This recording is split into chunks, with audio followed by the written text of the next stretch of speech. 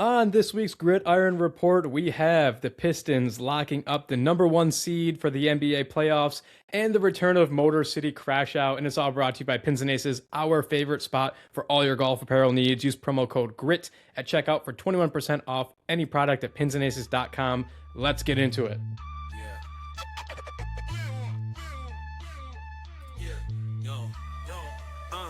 In the heart of the city where the lights grow dim, grit and grind every inch, every rim. From the underdogs rising to the legends that win. It's the grit iron report, let the games begin. Every highlight's a journey, roads paved with fire, sweat, tears, and hustle that never expire. From the rookies on the rise to the old hands retire.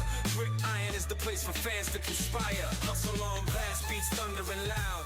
Champions are born from the roar of the crowd. The grit iron report. Welcome to the Gridiron Report, your Lions First All Detroit Sports podcast presented by Mic Drop Studios. Today is Wednesday, April 15th, and the Detroit Pistons regular season is officially over. Now they just wait and see who they will be coming across in the NBA playoffs. I mean, locking up the number one seed. We've been waiting to talk about the Pistons for a few weeks now just because, A, we've had a lot to talk about with other teams. With the Tiger season starting up, Michigan national championship, like we couldn't stop talking about Michigan. So we hadn't had a chance to really talk about the Pistons. They locked up the number one seed probably like over a week ago, but now it's officially official. They're waiting and seeing who they will be playing against. But I mean, first and foremost, I mean, hey, look at us. Who would have thought 2 years ago, 14 wins, the worst team in NBA history, the longest losing streak in NBA history. And now just 2 years later, they are the number one seed. I mean, Paul Rudd meme, look at us. Who would have thought, right? Not me. Yeah, dude, truly just a remarkable turnaround. I know there was like some stats thrown around like last year that it was like the greatest turnaround in NBA history. I mean, I guess it depends on like, you know, where you're looking at it, how you're slicing it. But like, I truly think that this two-year turnaround, like going from, like you said, 14 wins to 60 wins in literally 2 seasons, like you're the laughingstock of the league. And then you just dummy the Eastern Conference and basically one seed the entire season. I don't know. I still don't think it's talked about enough. Like, I still see all the media heads, you know, the Colin Cowards of the world that are just giving no love to the Pistons. And, you know, we can talk about that. We can not. I don't care. I don't really want to give him any kind of platform. He's a clown. But yeah, I feel like in general, the Pistons are still slept on somehow. But again, don't want to get into the negatives here. Stick to the positives. That this team, I mean, 60-22. Just, I mean, cue Meek Mill. I used to pray for times like this. Like it's incredible, man. The team does it a bunch of different ways. Third-ranked defense, so they're just smothering. You know, you have Cade go down with a collapsed lung when you still don't know if you're gonna be the number one seed or maybe you know, Boston's gonna catch you, and lo and behold, you know, defense is still smothering even without Cade, and you still basically go belt to ass to almost every team you play, get to that 60 wins, and the core is just playing really well. The guys that you brought in too, like your Duncan Robinsons, even your Kevin Huerters, you know, they're doing just a great job at spacing the floor and really doing everything that you asked for. And on top of it, just, you know, I mentioned Cade Cunningham, but just what a superstar season that he has, just continuing to blossom in front of our eyes. We've known forever that he's the guy. The media and I guess the rest of the NBA kind of caught wind a couple of years ago, you know, all-star. Now he's an all-star starter, 24.5 points on the season, nearly 10 assists on the season as well per game. Just incredible, man. This season is everything I could ask for and more. So just some numbers on Detroit this season. Their point differential, they have 8.2 point differential, which is third in the NBA. Offensive rating is 117.3, which is ninth in the NBA. Defensive rating, 108.9, which is second in the NBA. That equals out to be a net rating of 8.4, which is third in the NBA. And then points per game, obviously, is Cade Cunningham at 24.2 points per game. This team, you can't say enough about the turnaround that they had. And I remember, and especially now in today's NBA, because there's so much talk about, you know, tanking and what do they do about tanking, and these teams that are purposely signing, you know, shutting down any sort of star players they have and purposely signing two-way guys to ride out the season to basically try and lose. And it just takes me back to like Detroit, when we were the worst team in the entire NBA, in NBA history, we weren't trying to lose. Like, this is primarily a lot of the same guys that were playing. It was Asar Thompson, it was Jalen Duren, it was Isaiah Stewart, it was Cade Cunningham. And I remember that heartbreaking press conference after the game in which Cade was just looking at his stats and he's just saying, like, we are not 2-28 bad or whatever it was. He's like, we're just not 2-28 bad. And that's why it just makes it that much more sweet. And that's why, like, I think so many fans of the NBA should like Detroit. because they did it right. Like they didn't purposely tank. They just were not putting it all together. They were just a super young team, and they just needed to get better in the margin, get better internally and on the margins. And that's exactly what they've done. So I think that's why like a lot of, and on top of it, just being like a gritty, fun defensive team, like a smash mouth basketball team, a basketball team of old from like the old 2000s that like I think a lot of fans could get on board with. But I mean, you can't say enough about the turnaround. I have just had so much. I truly like we have a whole show and notes on our show and what we need to talk about. I could truly just do a whole show just talking about that. But just like specifically trying to narrow it down and get to a few points here, I think I want to ask you a question about a few of these awards because a lot of people are talking about the injury to Cade. Obviously, Cade's going to fall short of the 65 game threshold. You can't win any of the NBA season awards when you fall under the 65 game threshold. It was enacted to try and prevent teams to load management, shut guys down. So if they want to win awards like MVP, they got to play X amount of games, so on. So Cade is just going to fall short, or just did fall short of the 65 game threshold. So he is not active in the voting for MVP. But you got guys like Jalen Duren, who is absolutely up there for most improved player. Guys like JB Bickerstaff up there for coach of the year. And I want to get your opinion on JB Bickerstaff just because last year, like the Pistons had a great year last year, right? No one really saw it coming last year. Definitely more so they saw it, or I should say they more so saw it less coming last year, if that didn't make any sense, than it was this year. And the knock for JB not winning coach of the year was that the overall team just wasn't quite good enough. Obviously, we ended up making the playoffs and took the Knicks to 6 games or something. Like we had a good season, but we weren't as good. And that was the big knock on JB, that just the team just wasn't good enough. Now this year, JB still did an amazing job. The team is obviously number 1 in the East. They had an incredible season. They just fell short of the best record in the entire NBA. And he's still coming in second place at the moment to specifically to the Celtics, Joe Mazzulla with the Celtics. And so it's like, okay, we did the exact same thing we did last year, and the only reason we didn't win it last year, or JB Bickerstaff didn't win it last year, is because our team wasn't good enough. This year we're way better, doing the exact same thing, and now we're saying like, oh well, yeah, forget that though. It's Joe Mazzulla. Do you think JB Bickerstaff's coach of the year this year? Yeah, 100%, dude. I don't even know how it's close. I don't know how if this is like if it's voted on. I don't see Joe Mazzulla at all. I mean, yes, he's a fantastic coach, and I would throw his name up there, in the ranks for coach of the year. But like, I don't see how you could say, without a shadow of a doubt, oh, it's Joe Mazzulla over JB Bickerstaff. I mean, dude, this Pistons team, I know it's body work of 1 year. We're not looking at 2 years, but if you zoom out, 104 wins in 2 years for this Pistons team, when they won 14 wins the year before that. Like it's absolutely absurd. It's insane. This turnaround, and it's really all thanks to the coach. I mean, yes, obviously our core, you mentioned they were super young. They're getting better every year too, and Cade is now an absolute superstar. That certainly helps, but I mean the coach JB is doing so much for this team too, just getting that grittiness, that defensive minded identity back, which was completely gone when Monty Williams was our coach, and we couldn't even defend a pick and roll, which you're taught to defend when you're like 6 years old playing basketball.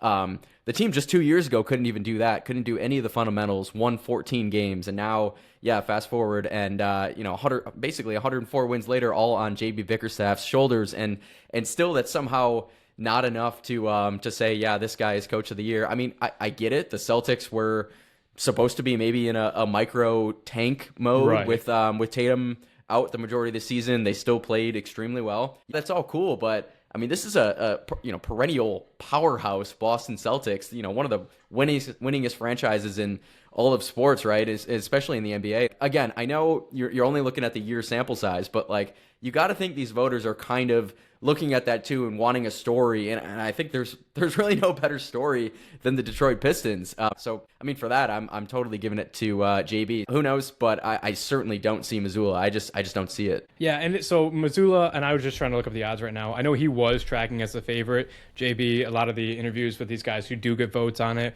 they were saying JB is like a close second. Most of them I've heard were going to pick Joe Mazzulla. So we'll see what ends up happening with him. Outside of that, I mean, the same thing, like you mentioned, a lot of the talking heads, along with picking Joe Mazzulla for coach of the year, they're kind of sleeping on this Pistons team. A lot of teams are still riding with Boston, and I get it. They were really good this year without Jason Tatum. Obviously, Jason Tatum is back now. We're not a Celtics podcast, so we don't need to get that deep into it. But he's back. He's playing a little bit. He's still trying to catch up from his injury a little bit. But so I get why like they would be sort of a favorite, or at least up there with one of the best odds in the East. But you look at this team, and we talked about the injury to Cade Cunningham going on with that collapsed lung. I think, and even that, and on top of the Isaiah Stewart injury to the strained calf, I think those are blessing in disguises for this team, because the whole thing this year is that like Cade is doing so much. Like Cade was 100% carrying this team. And all year, that was kind of the knack on the Pistons, was that, like, will that ever dry up? Will Cade ever, lose steam and not being able to create for his entire team? And that's why I had the trade deadline. We were begging Trajan to go out and get a certified shooter. And obviously, Kevin Huerter has played better as of late. We'll get to his numbers here in a minute. But I think the injury to Cade Cunningham does two things, and Isaiah Stewart does two things. It just gives them a break. Like Isaiah Stewart, the same thing last year. He obviously was injured for the New York Knicks series. That series goes a different way if we have him. So it kind of already a little bit injury prone. Just getting him and Cade to rest for they were out like 2 weeks or something. I think that's going to be huge. Just getting their legs, some rest, getting their legs back from under them. And then B, I think it kind of forced this team to figure out, okay, we don't have our Lord and Savior, Cade Cunningham. What are we going to do? Where's the scoring going to come from? And you look at guys like Dennis Jenkins, who we mentioned a few weeks ago, since getting his contract, was literal dog shit. And you saw like Dennis Jenkins kind of figure it out, just kind of like, and on top of it, like there's a lot of pressure taken off because I think at that point we had mathematically secured the 1 seed. And even if not, like it's not that big of a deal if we drop to the 2, whatever. So some of the pressure might have been off, but had guys like Dennis Jenkins figure out his shot, figure out, how to get back to that two-way player that earned his way onto this roster. You had guys like, Kevin Huerter, aforementioned Kevin Huerter, who had to figure out his shot. He finally was given the minutes and the opportunities to figure out how he fits into this Detroit Pistons team. So not only do I think those injuries end up being blessings in disguise, I think for the players themselves, I think for the team in general, it is going to help them out tremendously. And that's why I think like a lot of these talking heads are sleeping on the Pistons a little bit. And we can get into potential matchups here in a minute, but what are your thoughts on like the injuries? Because we didn't really even get a chance to talk about them because Michigan had to go on their stupid run. We had to talk about Michigan. So we didn't really get a chance to talk about the injuries. What do you think about the injuries? Are you worried at all about rust? Are you worried at all about, flare-ups from the injuries? Calf injury has a tendency to flare up if it, can come. Are you worried at all, or is it 100% a blessing in disguise for you? I think the only thing that maybe I'm slightly worried on would be Jalen Duren's injury. I think it was a knee injury, but again, he seems like he's probably fine. It was just precautionary because we already had the 1 seed completely locked up. But the rest of the injuries, yeah, I'm totally with you, man. Maybe a blessing in disguise. Like, do you want your all-star point guard to have a collapsed lung like 3 weeks for the season? No, of course not. Of course you don't. Thank God it was not a serious injury that, he needed any surgery or anything like that. And Cade ended up, coming back and still playing the last like 2 or 3 games. So yes, he got his rest, and what I was worried for is if he's going to miss the entire end of the regular season and then maybe like a game or 2 in the playoffs, and he comes back and then he's really rusty, and then there's another game or 2 where he gets back to game speed. That's enough to lose a series right there. So that's what I was worried about. Of course, that didn't happen. Cade ended up coming back, and I really liked. I mean, of course, we had already clinched the 1 seed, and I'm like, well, should Cade be playing? And lo and behold, we're still, this is Detroit grit. We're going belt to ass no matter what. And no injuries to Cade there. So that's fantastic. That's exactly what we wanted to see. Shake off any rust. And I do think you mentioned it. That Cade injury could not have been better for Dennis Jenkins. Like, he was struggling so much after securing the bag, and we're like, shit, should we have paid this guy? Like, all of a sudden, he couldn't hit water if he jumped out of a fucking boat after getting that contract. Cade goes down, and Dennis Jenkins is the reason why we won multiple games down the stretch, secured that 1 seed. So, yes, it was very much just a slump for a good player. Really happy for that because, obviously we're huge Dennis Jenkins guys. You need a backup point guard, especially in the playoffs when guys are playing extended minutes, but you still need to rest. Cade obviously can't play all 48 minutes. And so that was great for Dennis Jenkins, and probably the same for Kevin Huerter. He had to step up too, like you said. He hasn't been perfect, but multiple games with 15 points, 17 points. I think he had a game with over 20. So just huge for a guy like him to get some more minutes because, as we know, this is probably the team's kryptonite is 3-point shooting. They've been maybe better at times, but still, they still shoot, some of the fewest threes in the league. They make some of the fewest threes in the league. Obviously, if you're shooting few, you're also going to make few. So I think that was always going to be the team's Achilles heel, and probably the team circling back to, the Celtics, probably the reason why this team is probably not a championship caliber team or a favorite to win the NBA Finals just because of that shooting. So I do think that getting those extended minutes from Kevin Huerter, that was huge, getting his confidence back. But yeah, you mentioned the Celtics. I just want to say that I do think that the Celtics are a better, when healthy, which they are healthy right now. I do think they're a better team than the Pistons. The margins are pretty, I would say they're thin. They're pretty thin. Both these teams are, at least Eastern Conference Finals caliber teams. They're awesome. It's the reason why they're the 1 and 2 seeds. But in a 7-game series, I'm probably giving the slight edge to Boston. And I think that's why, betting odds, you're seeing similar betting odds there. I just think that they're a slightly better team, and they're probably more battle tested with guys like, Brown and Tatum. So yeah, that's where I am there. But still, like, this Pistons team is exceptional. I think they're more top heavy. The Pistons probably have some of the best depth in the entire NBA. So over the 10 games that Cade Cunningham was out, obviously the Pistons went 8-2. 7 of those, let's see, of those 10 games, would it surprise you to know that Detroit ranked first in 3-point percentage with 42.3 in the games that Cade Cunningham was out? Third in field goal percentage with 51.9, and fourth in assists with 32.1 per game. So it's like we said, they kind of were forced to figure out how to play. And on top of that, their shooting really came around. So just like breaking down some of those individual teams, we mentioned Kevin Huerter. Over those games that Cade Cunningham was out, Kevin Huerter saw his minutes per game jump out to about 26.1 minutes per game.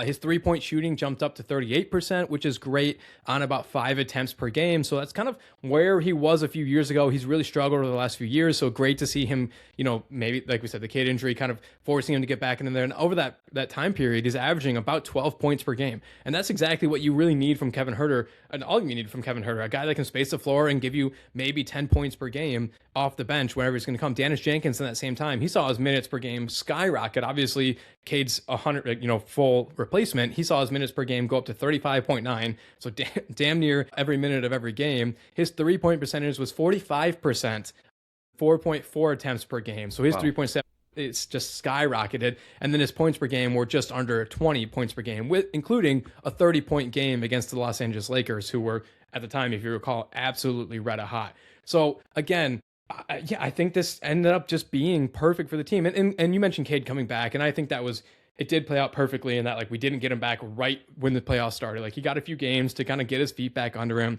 And it's been important because his shot hasn't really fallen since coming back from his injury. And it's coming back from his injury. He's averaging just 11.3 points per game in the few games he's had back, which is fine. I mean, again, you already mentioned it. The number 1 seed was already locked up. You don't need him going balls to the wall, trying to, get injured or whatever. So not that worried about it. But 11.3 points per game, still 10.3 assists and 5 rebounds in about 25 minutes per game. So like the 100% injury, you never want to see that. But just the way it happened, and the fact that he was able to come back, get a few games under his belt. Everyone else on the team picked up the slack. The 3-point shootings come around. I think even Ron Holland, I don't have his numbers in front of me. Ron Holland's 3-point shooting has somewhat come around. I mean, and over the last month, this team has taken the one true weakness that they've had all season and suddenly kind of turned it into a strength.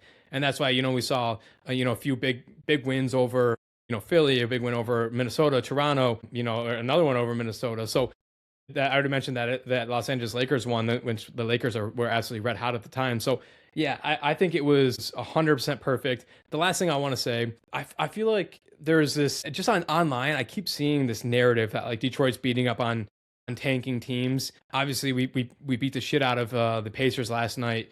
We played Milwaukee a few nights ago. They obviously are going through a little bit of an up and down. We had the Pelicans a few weeks ago, Atlanta a few weeks ago, Washington back-to-back a few weeks ago. The stat I want to tell everyone to make sure that they know, the Pistons were the best team in the NBA against top 10 opponents. They were 17-7 with a net rating of plus 5.6 in those games. So they were the best team against top 10 opponents. Obviously, the Spurs and the Thunder were also above 500 in such games. But the Pistons were far and away the best team against other playoff teams, essentially. So there's this narrative online that we're just beating up on bad teams, and I think it's just truly not the case. It's probably people outside of Detroit that are looking for reasons, to pick the Celtics, and like we said, pick the other teams.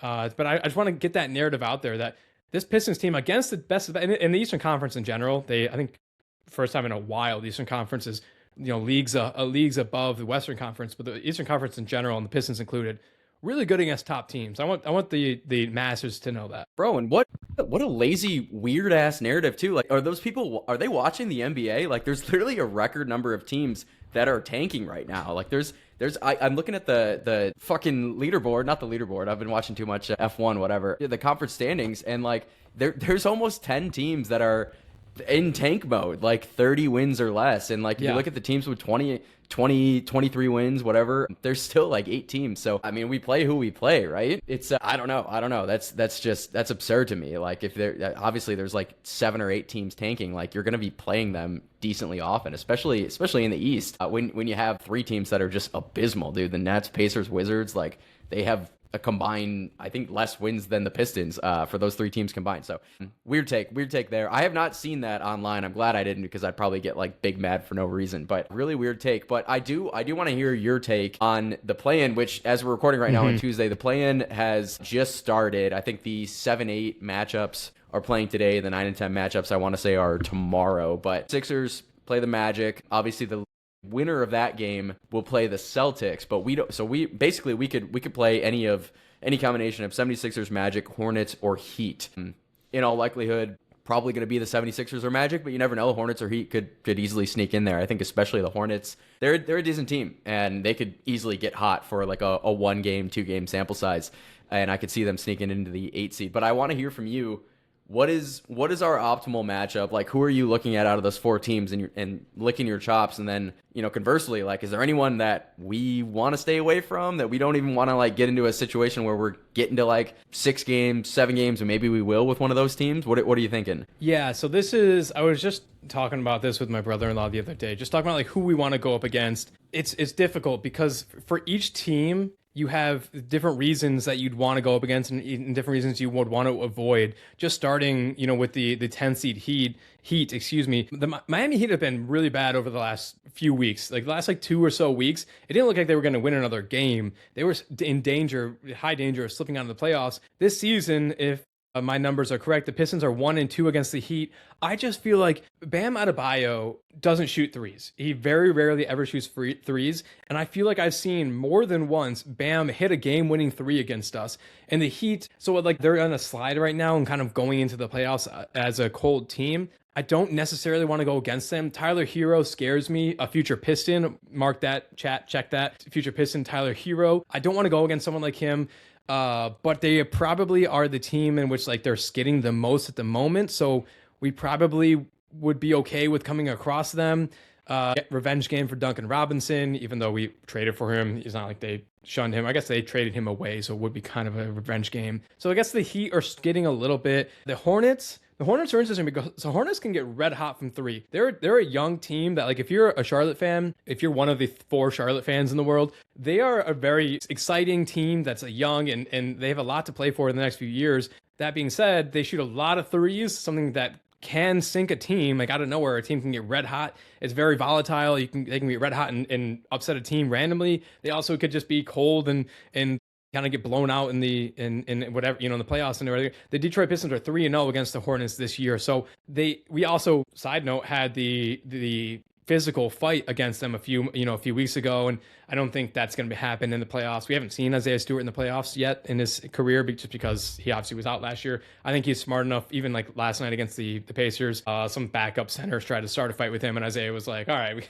I can't get suspended right now. We'll have to start the playoffs, and he was smart enough not to do anything about it. So, like, I don't think any fight would happen. But there's a lot of storyline there with 2 young teams, a defensive-minded team, a three-point-minded team, a team that both tried to fight a few weeks ago. So that could be very, very interesting for the NBA. Good for radio. The other side, the 76ers and the Magic. The 76ers are really, really hard because you don't know what 76er team you're going to get. You don't know if Joel Embiid's going to play. You don't know, who you're going to be going up against. It would be kind of nice to go up against like a Quentin Grimes and beat Quentin Grimes, just because we traded for Quentin Grimes a few years ago. He kind of on record hated Detroit and never really would put it together here. I thought he'd be a real piece for us, a 3-and-D piece, and just kind of never enjoyed his time here and was out the door that following offseason. So it could be nice to kind of beat the Philly fans. But again, Philly's probably not a team you want to play, just because when healthy, they're much better than a 7 seed. So I don't think I want to go up against them. And then the last team with the Magic, Paolo Banchero he just talks shit, and he's just not a very good basketball player, in my opinion. He's very good. He's just not a very good team player. And there a long time, there was a lot of talk about Cade versus Paolo and, who's a better player. And the Paolo stands, they were arguing heavy it was for him. And I think this year has shown that, like, it's 100% Cade.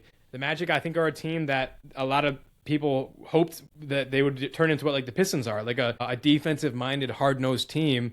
who didn't really have any 3-point shooting. They obviously went out and traded like $1 billion first-round picks for Desmond Bane and still haven't really put it together. So I don't know. I think I'm gonna go with the Hornet or the Heat just because I think those are the two worst teams, which makes sense, right? The 9 and 10 seed. Obviously, it's very confusing how it goes. The 9 and 10, the winner of the 9 and 10 will play the loser of 7 and 8, and then the winner of that game will play us. So it's a little bit confusing. Winner of 9 and 10 play the loser of 7 and 8, and the winner of that game plays us. So it's confusing, but I think I'm going to go with the easy answer was like, just give me the worst teams, the 9 and 10 team. I don't know. Thank you for describing the play-in tournament for me. I just want to say for the record, like, play-in tournament is absolutely fucking dumb. Like, the fact that 20 teams in the league are like making the quote-unquote playoffs, like 2/3 of the league, like that just, it makes no sense. Talk about the Red Wings. We'll get to them in a minute, but Red Wings still can't figure it the fuck out with that situation. Yeah, we're gonna crash out hard in probably about 5 or 10 minutes. But the play-in is so absolutely dumb. Switch it back, 8 teams like this. It was such a swing and miss. I don't know if I'm in the majority or minority there. All I know is I'm right. Like, playing absolutely dumb. But with that being said, yeah, I think best matchup. I'm with you. I'm gonna go with the Charlotte Hornets. It's just because we own them. The Pistons just blew out the Hornets like 118-100, and I watched that game, and there's nothing about the Hornets that scares me. Like, yes, if you were playing them in a 1-game series, like in a play-in situation, they could be a little scary because if they catch fire, right, and LaMelo and Khan both hit like 10 threes each, or even like 7 threes each, they're probably going to lose that game. But in a series, in a 7-game series, there's no way that the Pistons would lose to the Hornets. I mean, our defense would just smother them so much. I think it's easily like Pistons in 5. So I would like to see the Hornets stay away from me. I feel you with the Heat just because it seems like they do have that like voodoo playoff magic. They're very well coached where like, yeah, they could potentially win a game in the playoffs, even though they're sitting at the 10 seed right now. I could see it as a possibility to win a series, I should say, not just a game. So I probably wouldn't want to see the Heat, but I would see them before the Sixers. The Sixers do scare me just because of Embiid. He's missed a couple games down the stretch. He's missed a ton of games throughout the rest of the regular season. But he seems like he's semi-healthy at the very least. Like, I was just looking at his last 5, and even in April, he was dropping like, 30-point games. So I think that would be, I don't want to say a tough matchup, but a matchup where you could see Embiid like just go off in a best of 7 and potentially upset the 1 seed. I could see that as being a possibility. I don't see it as being likely, but it could happen. So for that, I would love to stay away from the 76ers if we can. But we will, we'll see. We'll know on the last game of the play-in is Thursday or Friday, something like that. We'll know very soon. I know the first game that the Pistons will play is Sunday, I believe Sunday evening. Yeah. I think we're going to have boots on the ground for that. Am I right? We will have boots on the ground, not for game 1. Sunday, I will not be going there. My brother-in-law are going on game 2, which is expected to be, I believe, on Tuesday. So we're look behind the curtain. We're going to record our next week's episode a little bit early so I can make it to that one. So game 2 of the Pistons series against whoever it is will not be included in next week's episode just because, again, we have to record a little bit early. And we won't be able to include that because boots on the ground. I'll be there cheering. I don't want to say I don't want to put this out there, but I was at the game last year when we had the corner to Tim Hardaway Jr. non-call that should have been called a penalty and then or a foul, and then they basically just ushered the referees off the court immediately, and that was the end of the game. I was there, very disappointed. I hope that doesn't happen again this season. But yes, we'll have boots on the ground, try and get some interviews with the players after the game if I can. Gridiron Report exclusives. I'm not sure that's going to end up working, but I'm going to try my hardest. But okay, so let's do it's difficult. We're not going to do like predictions because we don't know who we're playing, right? We don't know.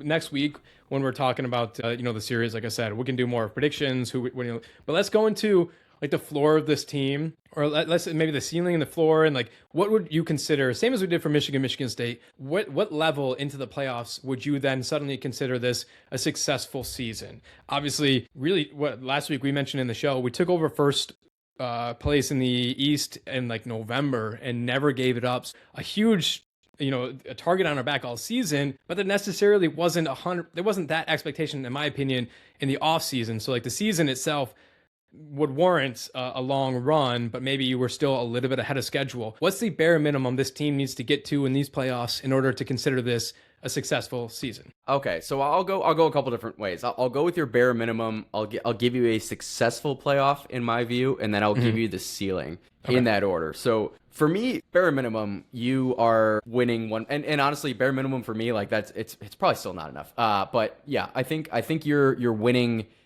I'm gonna say you're winning multiple series in this playoffs. I think it's not enough for them to win one series and then be bounced by the 4 and 5 seed. I think it's unacceptable. So bare minimum for me would be to make it to the. I guess for me, it's just thinking in my head now. You have to make it to the Eastern Conference Finals. Yeah. It's I think it's Eastern Conference Finals or bust. So sorry, I combined the two. My successful and my bare minimum is the same. So maybe I'm just a dumb fan for doing that. But I think that you're winning one series is not enough. That's probably saying a lot for a team that has not won a playoff series in a decade. But you're the 1 seed. I think if you're bounced by it would be either the Cavs or the Raptors. I think that's a failure of a season. I do think that making it to the Eastern Conference Finals would be a success. Like if you go to the finals, you go toe to toe with Boston, and let's say you lose in 6 games. I think that's still a successful season. Again, considering that this franchise has not won a playoff series in a decade. So yeah, that to make it to the Eastern Conference Finals, absolutely successful for me. I think the ceiling for this team would be one stage further, obviously the NBA Finals. Like I think it's possible. Again, they're not going to be the favorite against a team like Boston, but you never know if Boston's even going to be in there, or maybe it's the Knicks, maybe it's someone else. We're not really sure. It's most likely either Boston or New York, but you never know. But I do think that if this team were to make it to the NBA Finals, no, they're not good enough to win the NBA Finals. I can probably say that without a shadow of a doubt. But making it to the finals would be their ceiling, and I think that'd be what a hell of a run that would be. What a hell of a season, like storybook season. Even if they're not, winning that NBA championship, that would be absolutely insane. So that's it for me. I think just the fact that like all the members of this core are still 24 years or younger, 24 years old or younger, that has to come into play. And so I agree completely with you that 100%, you make it to the Eastern Conference Finals, that's a successful season to me.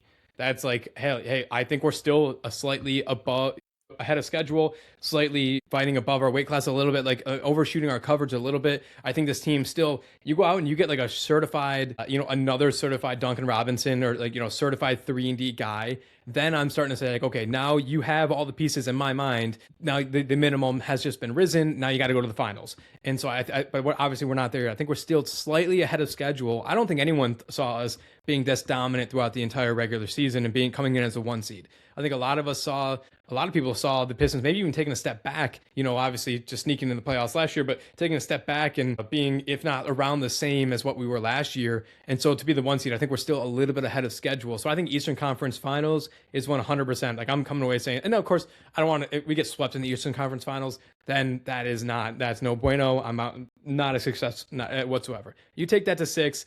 I think that's a success. I think you maybe, no, I was going to say maybe you could talk me into like, a really, really hard, gritty Game 7 loss just before the Eastern Conference Finals. Maybe you could talk, because that's a little bit better to me than being swept in the Eastern Conference Finals. How is that better? I don't know, dude. My dumb brain is I'm already trying to like talk myself off the ledge in case that happens. It's obviously not. I will say this though.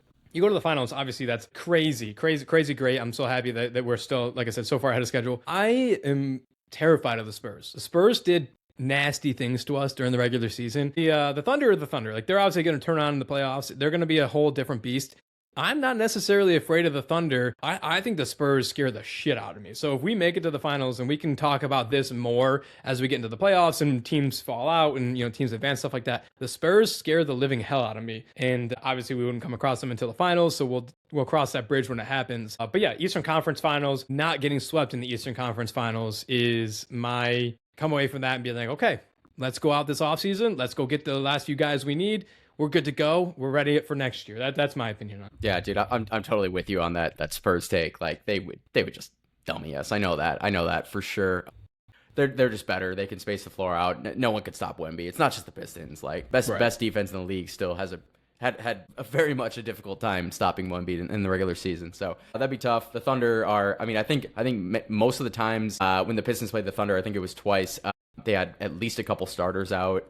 Pistons obviously played well against them, but with a healthy full cast for the Thunder, that team is just way better than the Pistons. They're better than anyone. They're better than the Spurs. They're better than anyone's. There's a reason why they're, odds-on betting favorite. Again, cross that bridge when we get there. I would be so ecstatic to have that as a problem and to lose in like a gentleman's sweep to either of those teams because we made it to the NBA Finals. Again, you said a bit ahead of schedule. I still think we're loads ahead of schedule considering how young this team is. I think no one saw them winning 60 games and pacing the East. I certainly didn't. So ahead of schedule. Going to the finals would be insane. Going to the Eastern Conference Finals and competing against a team like the Celtics, I think if they played the Knicks in the Eastern Conference Finals, I think they would win. Like they're a better team than the Knicks. So the path to the finals is there. Like it's doable. And I'm so excited. I just want to say I'm so excited for the NBA playoffs in general. Like last year we got a taste of it. You went to a game. You said it was exhilarating, multiple games. So yeah, I'm ecstatic for just to watch this team, to watch Cade. Yeah, on the biggest stage and the bright lights, and to just ball out on these outs. So, all right, let's go to a quick break. Before I do, I want to say just one thing that you just mentioned. I don't think the Knicks are making it to the Eastern Conference Finals. I'll just put that out there.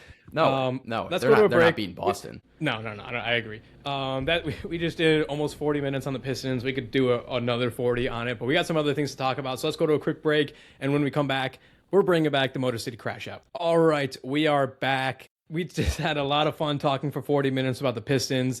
A lot more fun, hopefully, to come from them over the next 2 or so weeks. It's time to get down in the dumps a little bit. We are bringing back the segment Motor City Crash Out, specifically for the Detroit Red Wings. This is, if you're a longtime listener, a segment we bring in when we just go fucking nuts. I'll give you the floor, you give me the floor, just get it off your chest. It's usually the shit stuff that happens to Detroit. We've had Motor City Crash Outs about the Lions not doing things at the trade deadline. I'll tell you this much, depending on how this how the transfer portal goes for Michigan State, I'm so close to a crash out, Motor City Crash Out for the Spartans and Tom Izzo in the transfer portal. I digress. We'll get to that if we need to. Motor City Crash Out. The Detroit Red Wings shit down their own leg once again in the month of March to fall out of the playoffs. They are officially eliminated. On top of that, the Buffalo Sabres making the playoffs. They previously held the longest active playoff drought of 14 years, I believe. Now that they've made the playoffs over the Red Wings this year, Detroit now single-handedly owns the longest active playoff drought in the NHL with, I think, 10 seasons in a row missing the playoffs, coming off the heels of 25 seasons in a row of making the playoffs. What an absolute fucking joke the Red Wings are. I don't know I do know where it needs to start. It needs to start with Steve Yzerman. And to be honest with you, I'm a little surprised, maybe not surprised because the season isn't officially over, but it is 100% just a matter of time before Steve Yzerman, he's not fired. They're not going to fire Stevie Y, but he's 100% going to, quote unquote, be promoted or move to a different position in the front office, and a different GM is going to move in and make the moves. It's just a polite way of saying, Steve, you didn't fucking do shit here. We don't want to fire you because we have so much respect for you. Go right off in the sunset with your, in a different front office position. We got to get someone else in there. And honestly, it's overdue. I think I'll give you the floor here in a second for your crash out. I think it's honestly insulting the way that Steve Yzerman has run this team over the last, 8 years or whatever it's been. Just the fact that he is a very intimidating guy when you ask him about, like, hey, maybe we go out and get a trade, and we go out and trade and get some guys. And I know he went out and got Justin Falk at the trade deadline, which ended up helping us. But, like, whenever you would bring up, like, hey, maybe we need to do that, he was always like, nope, we're doing it my way. It was always, like, rude and short, and the players obviously took note of it. You had Larkin coming out last year and saying, like, hey, yeah, we were a little upset that we didn't get some trades at the deadline. And Steve Y came out and they had their, fucking middle school beef that they had out publicly. And I think it's almost insulting the way he was just like, we're doing it my way. I know what I'm doing. And now 8 years later, we still haven't made the playoffs. I think it's insulting. I think it's embarrassing. I think the Red Wings as a franchise they're such a historic franchise, and they were just booed off the ice when they got eliminated the other night. And I'm so happy the fans did that. I honestly don't think there's a single Yzerman supporter out there anymore, and for good reason. Dude, well said. Well said. I'm about to crash out the hardest right now. Like, dude, the fourth consecutive year where the Red Wings are just in a prime position, or at least a really good position, to make the playoffs and end the streak, and this abysmal, embarrassing playoff drought that we've had for way too long as a storied franchise. Fourth straight year where you go into March, like, literally you are in the driver's seat. You're like, you basically just don't have to piss and shit and diarrhea down your own leg, and you're going to make the playoffs. And for the fourth straight year, the same thing happens. It's almost impossible for the season to end the exact same way and to go the exact same way where, like, yeah, you have your ebbs and flows. Obviously, it's the NHL. But in February, you're playing your best ball, and then somehow in March, every single year for 4 straight years, they just crash out the hardest and literally crash and burn. And I don't know how it's even possible to choke away the season in the exact same way for 4 straight years, but they've done it again. Obviously, something has to change. And like, if you're still looking at Stevie Y and saying like, oh, you know what? Just give him another year. Like, everything's going to be fine. We have talent. We have talent in Grand Rapids, whatever. Like, yes, I mean, it's not that he's done a horrendous job building up our talent pool in the minors. He's actually done a very good job with that. But like, at some point you have to say, all right, it's cool that we have, all these toys in the minors. Maybe we should flip some of these guys for NHL guys that can actually help us win in the month of March, in the month of April, when clearly that's been the problem. It's not like a one-off, like a one season thing where we had some bad luck in the month of March. Like, this is 4 years in a row where this young team clearly has no idea how to win in crunch time. And the way that they're losing these games is just insane, how they're just finding new ways to blow leads. And like, you have games against, I can't even, I try to block them out of my mind, but like just random ass games where you have like a 2-goal lead with 2 minutes to go, and somehow you don't even take the game to overtime. You actually lose in regulation. Like, it's insane how they're losing these games. And something has to change. At some point, your general manager has to, cash in and make some trades for like meaningful players, veteran players that actually know how to win in the playoffs or know how to get you to the playoffs, because this is clearly not working with the core that they have now. And I really do like the core that they have. I'm not here saying that they should completely blow it up, get a new GM, hit the reset button and tank again. We can't do this. And we actually have the talent to where we don't need to hit that full reset, but it needs to be some kind of either soft reset, or you just kind of throw the farm away and say like, hey, we are still in win now mode. Like, we have the talent to win now. We just need a couple more pieces, and you got to get it done. You got to make some trades. I don't know what it is, but you can't just continue to let these like 19 and 20-year-olds develop, because you're missing the playoffs every year. And it gets to a point where like, yeah, enough is enough, man. 10 years for a team like the Red Wings, enough is fucking enough. This is so embarrassing. Yeah, I mean, Motor City crash out obviously is what it is. So just a few notes. I feel like because we were coming down the stretch, obviously we were losing and starting to have that issues in March, and but then we were looking at the other teams we're kind of going against, and we had the easiest record or the easiest schedule going to finish out the season. We still somehow got jumped and lost all those games. So I just have a number of different stats for you just to drive this Motor City crash out home. The Red Wings are the second team in NHL history to have 69 or more points in their first 53 games and then missed the playoffs. The Canadiens did it back in 1969, 1970, who also had 69 points. On January 25th, they were leading the Atlantic Division, tied for the most points in the Eastern Conference, with a 12-point playoff cushion. And obviously, they went on to just squander that. Another one, the Detroit Red Wings had a lead with 10 minutes to go, went on to lose lose the game 5 times this season. 4 of those games happened in March. Like, how on earth are you allergic to winning in March that badly? Another one, obviously the Red Wings have now missed 10 playoffs in a row in the league. And we mentioned for the Pistons with the play-in, a lot of teams make the playoffs. The NHL is infamous for, almost half the teams, if not half the teams, make the playoffs. In a league where half the teams make the playoffs, the odds of missing out on a decade straight of playoffs are 0.009%. You have a 99.9% chance of making the playoffs at least one time in 10 seasons. And Steve Yzerman still sitting up there. I haven't seen any sort of, and obviously the season's not officially over. Maybe we'll get something from him after the season. I haven't seen anything about him talking about how, he made mistakes, taking accountability. The last one I have here, the Red Wings are the first team in the cap era to miss the playoffs after ranking top 3 in the NHL after 50 plus games played. We could go on and on and on about how this team does the same shit over and over and over again. And I will say, like, this season, it is the one non-anti-crash Motor City crash out kind of in favor of Yzerman and the Wings. This was a season in which we had more points than we've had since 2015, the last time we made the playoffs in our 25 season streak. This is the most points we've scored since then in a season but it still wasn't enough. So like we didn't make the playoffs. Technically, you could look at the division and say like, yeah, division as a whole got better. But I mean, half the teams in the NHL make the playoffs. I don't care what it is. You've had 8 seasons. Just because you technically had the most points you've had in a decade, and you still didn't make the playoffs. The end result's still the same. You still shit down your own leg. You still were in the driver's seat, and somehow you jumped out of the car and ended up crashing into a ditch. I mean, it's embarrassing. I have 2 questions for you, though. One, I think everyone, do you feel that this team still can, in no shade, this is not, I don't want this to go off as shade in any way. I'm a big fan of his.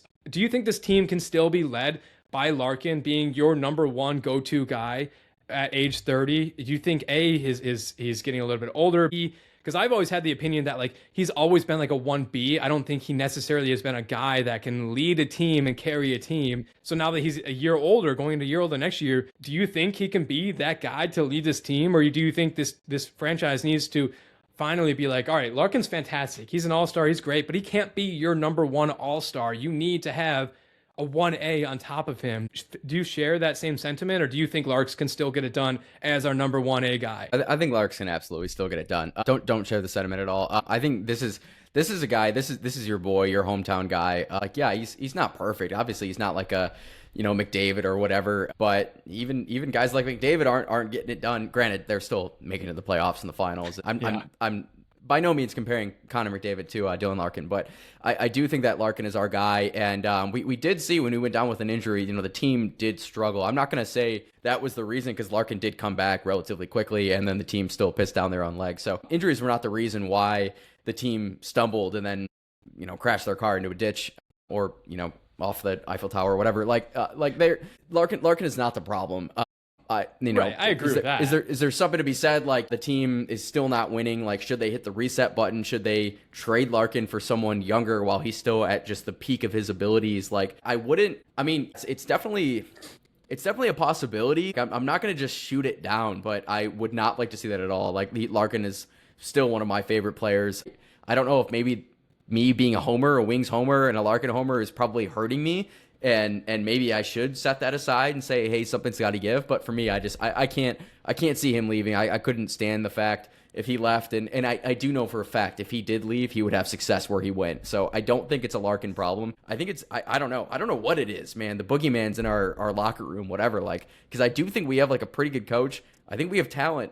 I don't know how the team just refuses to win in the months of March and April, but we're here again, man. It's a nightmare. I think, and I don't want that to be construed as like, yeah, saying there's a Larkin problem. I just think the team needs to recognize that, like, just to put it in basketball terms, because you and I have been on record many times that we're not the biggest hockey heads. Like, basketball, football, like, I'll talk you till I'm blue in the face about, what they're doing, who they need to go get. I'll talk about the GB. I know everything about them. The hockey, I'm obviously a little bit different. To equate it to basketball, I feel like, in a way, we need to recognize that, like, we have our Jalen Duren in Dylan Larkin, that, like, he's fantastic. He would make any team better. But I don't think without Cade Cunningham, Jalen Duren can shoulder a team. I think we need to recognize we need to go get our Cade Cunningham and go get, like, somebody who, like, 100% bona fide star. And I might be wrong there. That might be just my naivety of not being 100% a hockey head. And a huge Larkin fan as well. My second question for you: does Patty Kane stick around to another season? Obviously, he's an unrestricted free agent after this year. I want to give him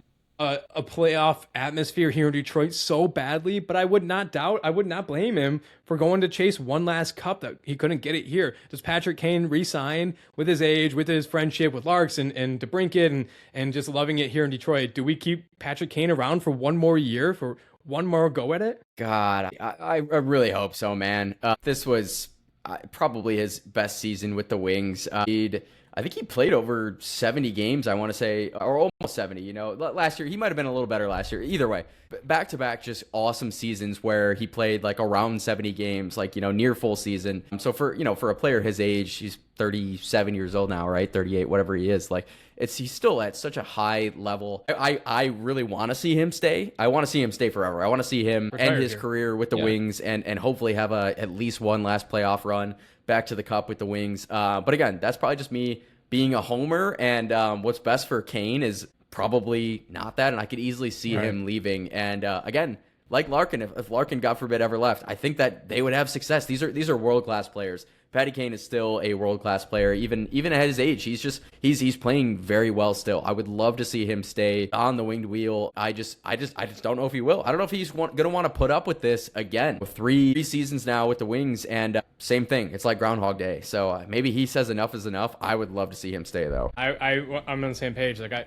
I would not blame him whatsoever. I'll say this just to wrap up our Motor City crash out. I don't want to talk about the Wings literally again until next season, just because they're so fucking piss poor team. Like they're so frustrating. I'll say this. Steve Yzerman, I already mentioned, I'm already so far out on him. I think it's insulting the way he's gone about this rebuild. I'm not an unreasonable guy. He's got the first few weeks of the offseason into free agency, go out and make some fucking moves. Like, I'm talking all in, reckless kind of thing, sell the farm, reckless to go all in, which I know is probably the worst thing a guy can do. A guy whose job is on the line to sacrifice the farm. It's the last thing you teach, any franchise how to do. But like, he's got to show that, like, hey, all right, obviously what I've been doing, stockpiling these prospects, is not working. Let's go all in. Let's go get some motherfucking guys. Let's go sign some guys. Let's do whatever it takes, because I'm not going another season. And if he doesn't do that, then I'm so far out on him. Get the hell out. Move into a different position in the front office. I don't care. Go on a beach. I don't care. But he's got one more kind of few weeks, half an off season to prove that he can learn from his mistakes and his ego isn't in the way, and to get it done. Any last Motor City crash outs from you before we wrap up with some Masters and Grid of the Week? I can't do any more. Let's get to the Masters. I know we're already at like 50 some odd minutes. I think before we get to the Masters, quick ad read that this Masters segment is brought to you by our great friends at Good Feels Cannabis Seltzers. The Cannabis Seltzer from Good Feels offers a new era of refreshment. Fellas, if you're like us and you're just crashing out with the Detroit Red Wings and you almost can't take it anymore and you just need to mellow out a little bit, Good Feels has you covered. Crafted with high quality, natural ingredients, these beverages provide a consistent, enjoyable, and uplifting experience. Perfect for any crash out, perfect for any occasion. And the best part is our listeners can enjoy an exclusive discount with promo code GRIT. That's promo code GRIT for 20% off any product at shop.goodfeels.com. All right, Masters 2026. Man, this Masters was awesome, dude. I don't know like how much you watched. I tried my hardest to watch as much as possible. This is the golf tournament that I really get up for. Like, I watch all the majors. I'll watch the players. I'll watch like some of the bigger, high money tournaments, but I'm not going to sit here and say that I watch like every PGA golf tournament. Like, I have better things to do. But the Masters is something that I get up for every single year. And this one did not disappoint, man. Like, you had Rory coming out just out of the gates, just so hot. And after Friday, just a 6-shot lead. And you think he's going to run away with it. And then really Rory did the majority of his work on Thursday and Friday. Saturday and Sunday, he did struggle. And going into Sunday, man, you had him tied with Cam Young for the lead. You had multiple guys just a couple shots back. And you just had a feeling like this was going to be just an epic Masters Sunday, like a Sunday where you're just parking your ass on the couch and not doing anything for 4 hours, just watching the final round. I made some egg salad sandwiches, some pimento cheese sandwiches, and I just sat with my dogs and just chilled. I mean, it was incredible. And Rory, he struggled early on Sunday. He made a double on hole 4, and you're thinking, holy shit, like he's blowing this. Someone else is going to run away with it. You have Scotty Scheffler like just surging, really just did quite the opposite of what Rory did this weekend, the Masters weekend, where Scotty just struggled on Thursday and Friday, at least for his standards. And Saturday and Sunday just poured in multiple rounds in the 60s, no bogeys for Saturday and Sunday. And I think Scotty was the first guy to do that since like someone in the 60s, I want to say. Like, to not have a bogey at Augusta for 2 straight rounds is absolutely absurd. So Scotty was up there. You had Cam Young, who struggled all day on Sunday, but had just a tremendous tournament overall. He was never really in contention on Sunday after like probably the 6th or 7th hole, just because he straight up couldn't make any birdies. And you had Justin Rose struggling a little bit. Tyrrell Hatton played pretty well. Russell Henley was up there, but really it came down to Rory having a really solid back 9, getting that cushion back up, couple stroke lead over Scotty Scheffler. At this point, he's already finished his tournament just because he started so many pairings before Rory. Lo and behold, Rory holds a 2-shot lead going into 18. Of course, he's going to make it a little dramatic. Kind of had a little slip up, errant tee shot on 18. Ended up bogeying, but still just an easy 2-putt bogey to win his 2nd consecutive Masters. He joins just elite company of golfers to win consecutive Masters, back-to-back Masters. Jack Nicklaus, Nick Faldo, and Tiger Woods. Ever heard of him? Who did it last in 2021, 2022? Yeah, Rory, just incredible, man. Winning it back-to-back. A lot of people thought that he could never do it before he did it last year. He just was so snake-bitten at Augusta, and lo and behold, he's just the man in golf, back-to-back Masters. So congrats, Rory McIlroy. I mean, that was just a fantastic breakdown of it. I've come on here before and just say, like, I'm not a golf guy. Consequently, my wedding anniversary falls on the Masters every year, so I make sure to act like I'm a big golf guy and then be like, no, babe, I don't need to watch golf today. I'll spend time with you. We'll do whatever we need to do. We'll go to dinner. So I make sure that she knows that. But I mean, just great not checkers. breakdown.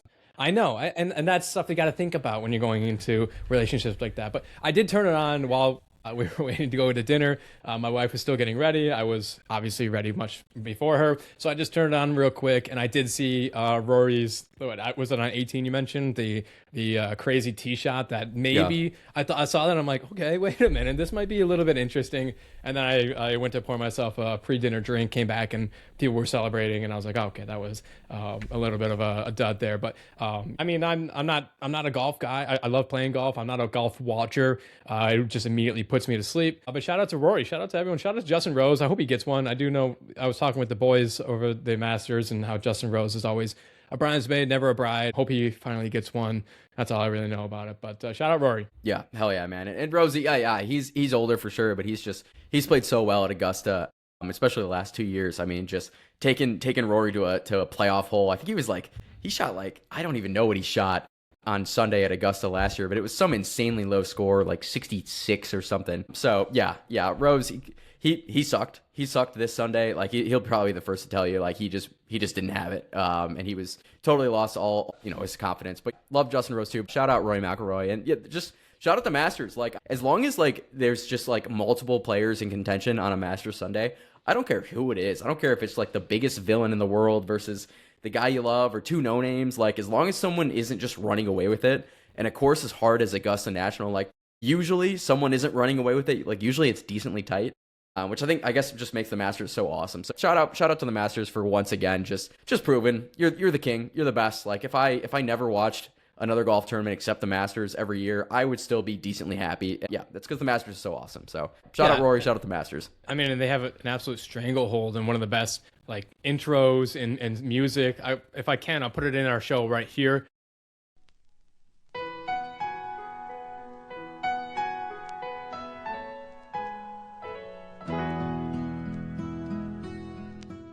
I mean, it's just, even as a non-golfer, a golf watcher, like even that gives me chills. So shout out to all of them. Shout out to the Masters. Okay, let's wrap up the show with our Grid of the Week. As always, guys, Grid of the Week is brought to you by Pins and Aces. Pins and Aces is your premium Colorado-based golf accessories. It's 70 plus degrees here in Michigan. There are flood warnings all across Michigan, so you might not be able to get out to the course and play, but we are into the spring season. Summer is right around the corner. These are head covers where Pins and Aces makes their mark. One of them are hand stitched, ultra durable material with jaw dropping themes, from barbecue menus to Augusta florals. Their golf bags match in both performance and personality. They're made from weather resistant synthetic leather equipped with travel protection. Finished with a clean, modern design that sets you apart from the crowd. Pins and Aces ships same day from Colorado. Offers free U.S. shipping on orders over $70. Our listeners can get an exclusive discount, 21% off at pinsandaces.com using promo code GRIT at checkout. That's promo code GRIT, G-R-I-T, at checkout at pinsandaces.com. My Grid of the Week, I will kick us off kind of Motor City Crash Out adjacent. My Grid of the Week is actually going to be Todd McClellan, the Red Wings head coach. I think we talked about how Steve Yzerman, and I've said this multiple times because I truly feel this, it's almost insulting the way he handles it. And it's frustrating when a team sucks so bad and they make so many mistakes, and then the owner, the GM, just kind of hides behind, the public, and they don't come out and make comments, or they do, and they're like, yeah, well, it didn't go the way we wanted it to, and we'll get him next year. McClellan is not one that like minces his words. He for the past few weeks, he's made headlines talking about how like they have certain guys on the team that are just strictly wearing the jersey, meaning like we got guys on this team that fucking suck. And so he's not shy with his words. So when they interviewed him after we officially were eliminated, remind you, Mind you, the team was booed off the ice as the time expired. This is what McClellan had to say about the Pistons. He said, quote, "This is Detroit. This is hockey town. I've been lucky enough to be on the other side of it when they couldn't stop cheering for this team, and they're dying for that. They crave that. That's what they want. That's inside noise. Those are the fans in our building, and they pay to watch us play. They are fully entitled to their opinion, and we deserve their opinion. There's no way to sugarcoat it. That's what we earned." I mean, that is just absolutely, that's just, it doesn't change anything. Like, it's not going to make this team any better. It's just like kind of refreshing to hear a coach be like, yeah, we fucking suck. Like, we need to change something. Like, we deserve the booze. It's not like he's turning on the fans being like, oh, like, come on, you got to stick with us through thick and thin. It's just refreshing to have a head coach be like, yeah, we deserve those. We suck. We have to get back in the lab. We have to take a good long look in the mirror and figure out what it is we need to do, because this is absolutely embarrassing. Not to slide back into our Motor City crash out once again, but grid of the week to Todd McClellan for just, I mean, calling a spade and being held accountable and saying what the fans are all thinking. Dude, I love Todd McClellan. Like obviously we haven't gotten it done, but he's always going to be a straight shooter. Like he had the famous quote, like his first press conference after taking over the job last season, midway through last season. He's like, he told the boys, just play fucking hockey. Like, yeah. He is very much a straight shooter. He's going to tell you how it is. So yeah, love that. Love that he's like, this team, like we sucked collectively, and it's on him, it's on the players, it's on everyone. And that the fans, they have every right to be mad. Shout out Todd McClellan. I'm hoping that he sticks around for at least another season or two. Like, yeah, obviously if this persists for another couple seasons, like, you probably got to move on from him. But I think he's the furthest reason from the reason why this team has struggled so much, especially in the month of March. So I want him to stick around. Shout out Todd McClellan. My grid of the week, I'm going back to the well again. I don't know how many. This got to be a record for a player this young into their career for grits of the week. But I'm going grid of the week. Kevin McGonigal, once again, just a really awesome stat. Since 1966, only 3 players aged 21 or younger have had 30-plus total bases and 8 or fewer strikeouts through their first 16 career games. Greg Jeffries in 1997. Don't even know who that is. I'm just hand up. Never heard of Greg Jeffries in my life. Greg Jeffers? Oh, man, what a legend. Yeah. 2010, Starlin Castro, and then 2026, Kevin McGonigal. K-Dog. So, yeah, McGonigal, he's awesome, man. He still has like a 920 OPS. Just hit his first dinger a couple nights ago, and it was just a Yabo shot, no doubter. Incredible. Mm-hmm. Can't say enough good things about the kid. I think at this point he has at least 3 grits of the week. I think I gave him one before he even got to the majors. Like, you did. So yeah, he's he's incredible. I think he's gonna hopefully win about a million more of these before this podcast is through. So shout out Kevin McGonigal, grid of the week, man. Kevin, I have a future on him. At the very first game of the season, when he went like 3 for 3 or something like that, I immediately sprinted to my sports book and put a future on him to win AL Rookie of the Year, and he's done nothing to disprove that. So you mentioned he has an OPS of 920, batting average of 322. He's 1 home run, 1 triple, 6 doubles, 16 hits. How many walks does he have? He has 9 walks and 8 strikeouts. In the year that is primarily being run by rookies to start the season, which is a whole strange coincidence in itself.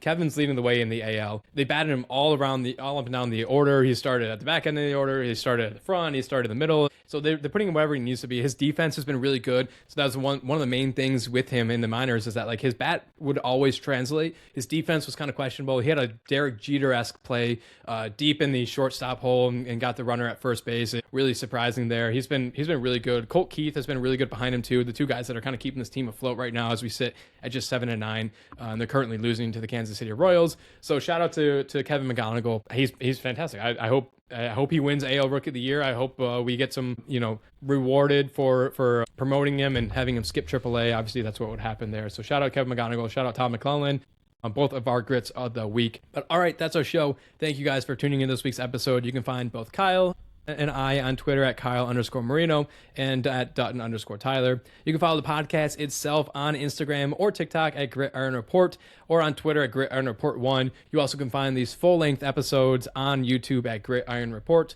Finally, you can join the conversation next week by calling into the Gridiron Report voicemail for us to play and discuss on the podcast. That phone number is 313-306-7939. We have a few in the queue. They just don't happen to be about the conversations, the topics we have to talk about in that week's episode. If they're time sensitive, we'll play them. We'll fit it in. If they're not time sensitive, we'll find the best time for them. So we have a few in the lineup to play over the next few weeks as we talk about the Tigers more so, specifically Javi Baez and so on.